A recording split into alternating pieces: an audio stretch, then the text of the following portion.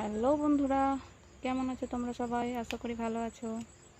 Welcome to Supriya blog. তো আজকে আমি চলে এসেছি পাপাইয়া নিতে। তো দেখতেই পাচ্ছ কত পাপাইয়া। তো দেখতেই পাচ্ছ কত বড় বড় পাপাইয়া। এই তো ম্যাক্সিমাম 2 থেকে 3 কেজি ওজন হবে। আর অনেক নষ্টই হয়ে গেছে।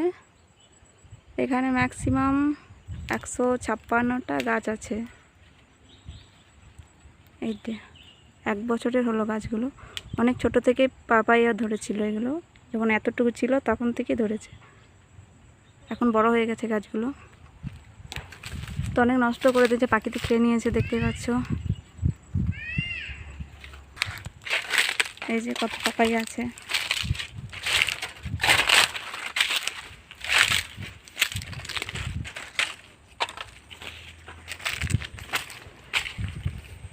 এই যে নষ্ট হয়ে গেছে,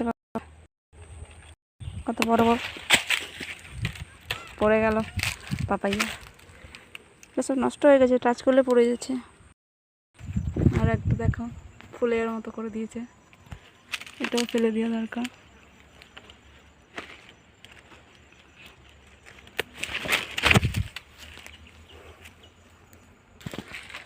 এই যে দেখো কত বড় বড় পাপাইয়া আছে। এই যে অনেক পাপাইয়া।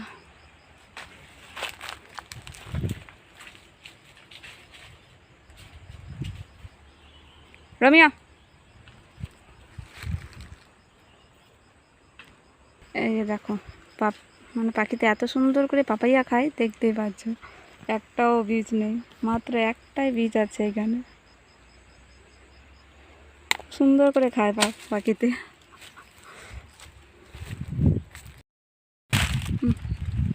অর্ধেক পাপাইয়া খেয়ে নিয়েছে পাখিতে কাঠবেড়ালিতে। অনেক আছে পাপাইয়া। আমরাও খাই 1-2 দিন পর পর, কত খাবো, খেয়ে খেয়ে বোর।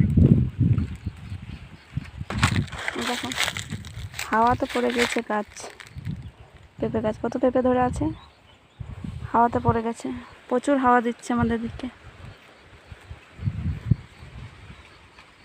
এটাও পড়ে যাবে মনে হয়।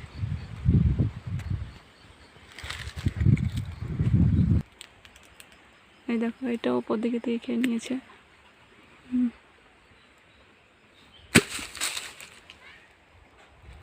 এগুলো সব জল দেওয়া হয় এই ড্রিপ পাইপের মাধ্যমে।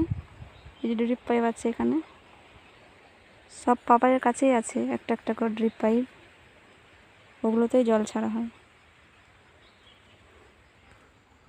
এই যে দেখো, এটা ভালো আছে, এটা এখন কাঁচা আছে, কালকে দেখবে এটাও হোল্ড করে দিয়েছে, হোল হয়ে করে দেবে সবসময়। পুরো জানলার মতো করে দিয়েছে, বাবুই পাখির বাসা।